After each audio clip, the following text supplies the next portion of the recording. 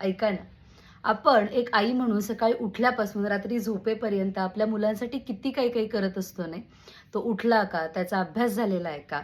झालेलं होमवर्कचे बुक्स बॅगमध्ये ठेवलेले आहेत का? त्याला टिफिनमध्ये खाऊ काय द्यावा बरं? बरं दिलेला टिफिनमधला खाऊ तो व्यवस्थित खाऊन येईल का? पाण्याची बाटली भरली आहे का? त्याचा युनिफॉर्म इस्त्री केलेला आहे का? एक ना अनेक गोष्टी फक्त शाळेला सोडेपर्यंत असतात. आणि कधी-कधी आपण एक आई म्हणून सुद्धा कधीतरी एखादी गोष्ट विसरतो सुद्धा. आणि आज माझ्याबरोबर असंच काहीतरी घडलं. विरानिकाचं सगळं आवरलं आणि शाळेत सोडायला गेल्यानंतर माझ्या असं लक्षात आलं, की मी विरानिकाला पाण्याची बॉटल द्यायचं विसरले. आणि मी विरानिकाला असं सांगितलंय, की "विरानिका, मी तुला आज पाण्याची बॉटल द्यायचं विसरले." तर मला माझं बाळ म्हणतं, "इट्स ओके मम्मा, मी स्कूलमध्ये पाणी पिईन, काही काळजी नको करू." पण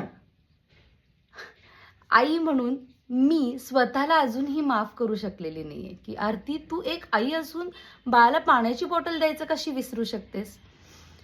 पण शेवटी आपण पण माणूस आहे. काही ना काही गडबडीत, कामात आपल्याकडूनही चुका होतात आणि आपण मुलांनी केलेल्या चुका जशा माफ करतो, तशी मुलंही मोठी होत आहेत आणि मुलंही आता आपल्या चुका माफ करतायत.